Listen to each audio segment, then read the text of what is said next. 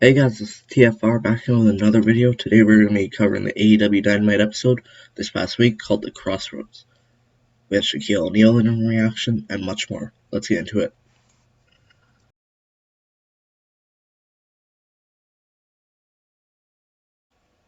So to start the show, we had Shaquille O'Neal and Jade Cargill versus Cody Rhodes and Red Velvet. So it was really hyped up. It's been hyped for the last 4 months at this point. Shaq's made like 2 appearances on the show, I think, or 2 bits of build for the show on TV, so that's more than enough to realize how big of a deal this was that he got 1.3 million people to tune in for it still. Shaq overpowered Cody really quickly. Then the women impressed really a lot. Jade Cargill and Red Velvet were really good in this match. So then after on the outside, one of the Gun Club members hit Shaq with a chair. So he was fighting them, and then Red Velvet did a moonsault to the outside. Cody slammed Shaq. So it was a WrestleMania 3 callback. Cody and Shaq went through 2 tables at ringside before Jade Cargill hit her finisher for the win. Then Shaq went into an ambulance, and then when Tony Schiavone opened the door, he was gone. So that's cool.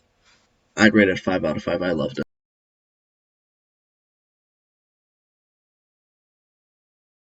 After that, we had Pac and Ray Phoenix in action.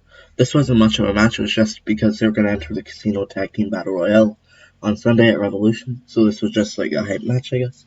So they won with a red arrow into some sort of like it was almost like a power slam, except the guy got dropped on his head. It was sort of weird, but it was cool. It was like a 2.5 out of 5. I didn't really care for it that much, if I'm being honest.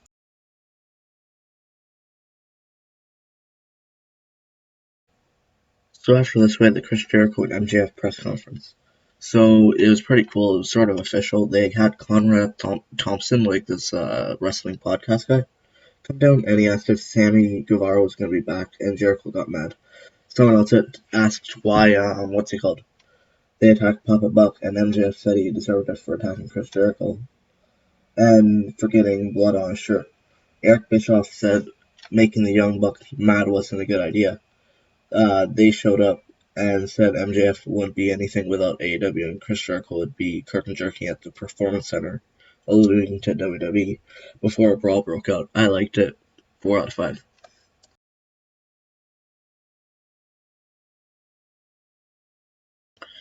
After this, we had FTR, including Tully Blanchard, who is 67 years old, versus Jurassic Express, which is Jungle Boy, Luchasaurus, and Marco Stunt. This match has been building for over 2 months at this point, I think. So it started out with Jungle making Cash Wheeler, or no, I mean Dax Harwood tap on the outside of the ring. Then Cash Wheeler used Brass Knuckles, but that wasn't enough to win. Tully finally tagged in. Then Luchasaurus went mad on everyone. He Luchasaurus almost won with a Jungle Boy Hurricanrana into a slam from him. Dax hit a frog splash, which was insane. Then a German and Dragon suplex, which Marco broke up. Tully hit a slingshot suplex on Marco Stunt. Lucha hit a heel kick on Tully.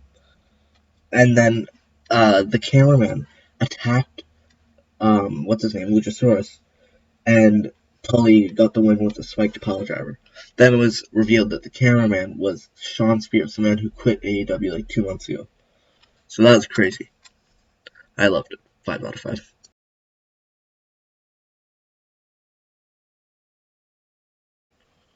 So before this, we actually had the introduction of Paul White. So he talked about how excited he was to be on Dark Elevation, and he has a big scoop, and that there's going to be a Hall of Fame worthy talent at the pay-per-view that will be announced as AEW's newest signing.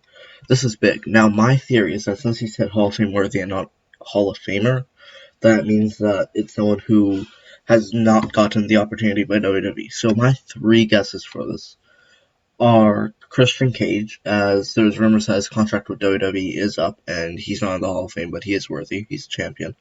Brock Lesnar, because once again, Hall of Fame worthy, no doubt about it, and a very big deal.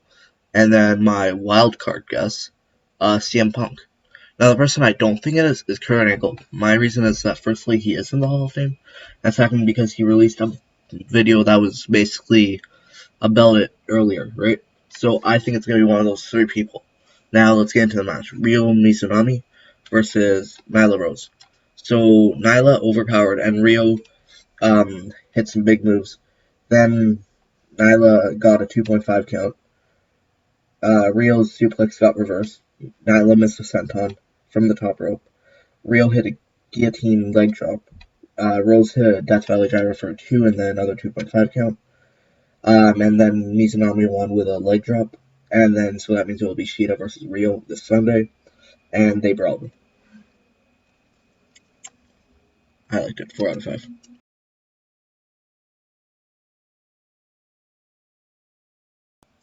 Then after that, before we get to 10 versus Max Caster, Sting was talking, Starks interrupted, slapped him, got locked in the deathlock before Team Taz helped him out, and Darby came to the rescue.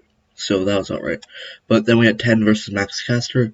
Caster on his way to the ring dis -1, which was just a crazy heat move.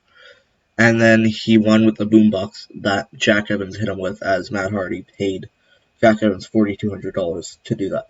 So that's good, cool. I didn't like the match that much though, so it was like a 2 out of 5, you know.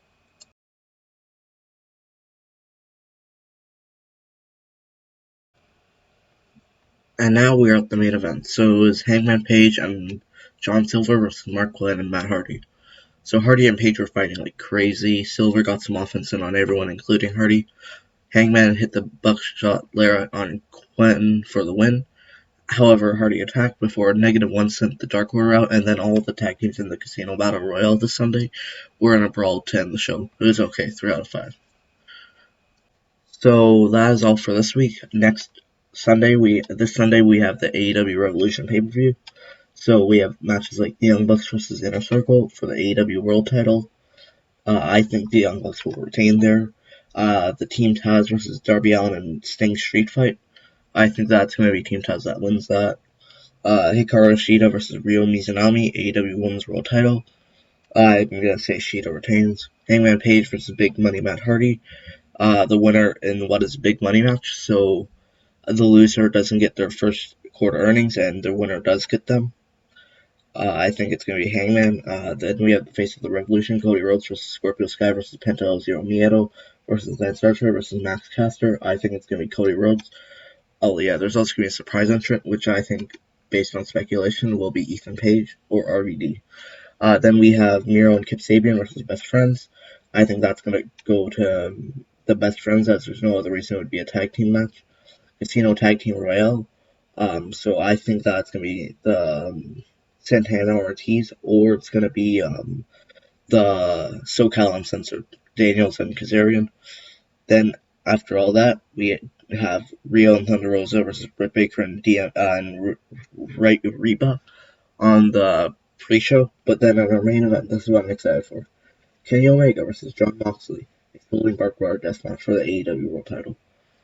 So if you like this content, make sure you like, subscribe, share, do everything you can. I appreciate all your support. Peace.